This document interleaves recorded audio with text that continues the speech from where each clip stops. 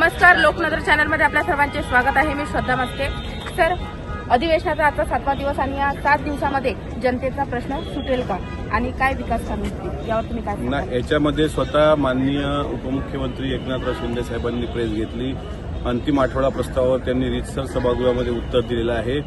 7-8 दिवसात शेतकऱ्यांचे प्रश्न सुटू शकतात का? तर अर्थातच नाही. पण अधिवेशनाचा एकंदरीत कार्यकाळ तुम्ही बघितला आणि काम करण्याचे तास बघितले तर रात्री उशिरा 2-2 वाजेपर्यंत सभागृहाचं कामकाज चाललं. त्यामुळे शेतकऱ्याच्या संदर्भातले जे महसूल विभागाचे निर्णय होते, मुख्यमंत्र्यांच्या विभागाचे निर्णय होते, त्या संदर्भातले चांगले निर्णय या अधिवेशनात घेतले गेले.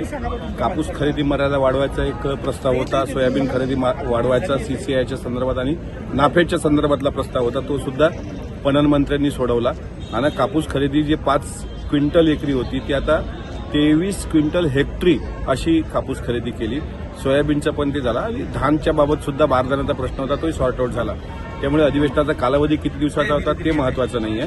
अधिवेशन 8 दिवसात जरी झालं पण त्यात कामकाजाचे तासिका, कामकाज करण्याची पद्धत आणि सोडवले गेलेले प्रश्न हे महत्वाचे आहेत. त्यामुळे विदर्भाला बऱ्यापैकी न्याय मिळाला असं मला तरी वाटतं.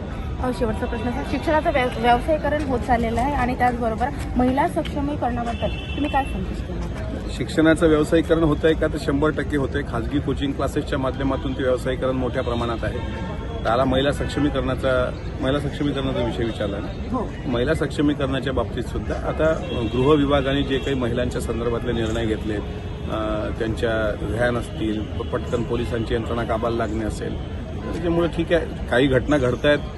काल परवा पालघर जव्हार भागामध्ये अल्पवयीन मुलींचा विक्री सौदा